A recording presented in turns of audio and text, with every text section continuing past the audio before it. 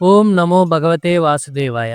ఈరోజు మనం శ్రీమద్ భగవద్గీతలోని 3వ అధ్యాయమైన కర్మయోగం గురించి కథారూపంలో తెలుసుకోబోతున్నాం.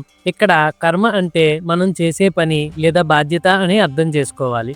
ఈ అధ్యాయంలో ముఖ్యంగా కర్మలను ఎందుకు చెయ్యాలి, యజ్ఞం అంటే ఏమిటి, దాన్ని ఎందుకు చెయ్యాలి, పరమాత్మ కూడా కర్మలను ఎందుకు ఆచరిస్తున్నాడు, కామము క్రోధము వలన కలిగే ఫలితాలు ఏమిటి అనే విషయాల గురించి వివరంగా తెలుసుకోబోతున్నాం. ఇంకెందుకు ఆలస్యం, వెంటనే వీడియోలోకి వెళ్ళిపోదాం.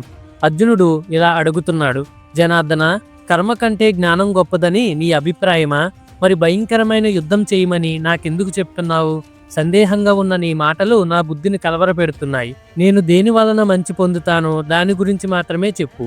అప్పుడు భగవానుడు: పార్థ, ఈ లోకంలో 2 రకాల జీవన మార్గాలను నేను ముందే చెప్పాను.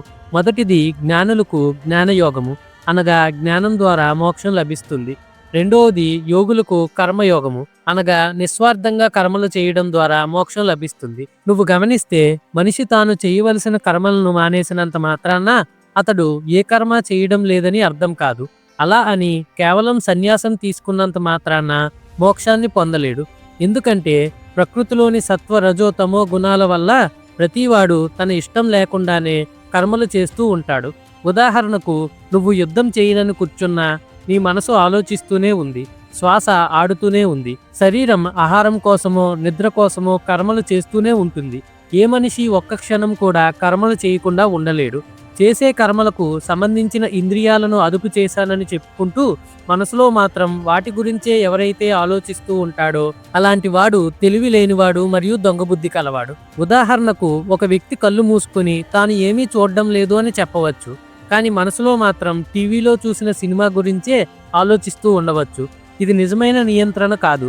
కానీ ఎవడైతే తన మనస్సు చేత ఇంద్రియాలను అదుపు చేసి ఏ ఆసక్తి లేకుండా కర్మలు చేస్తాడో అతడు గొప్పవాడు.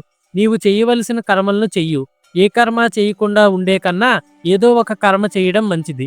ఎందుకంటే కర్మ లేకుండా నీ శరీర నిర్వహణ కూడా సాధ్యం కాదు. అర్జున, భగవంతుని కోసం చేసే కర్మలు తప్ప మిగిలిన ఏ కర్మ చేసినా ఆ కర్మలన్నీ మళ్ళీ పుట్టడానికి కారణమవుతాయి. కాబట్టి ప్రతి కర్మను భగవంతునికి అర్పించి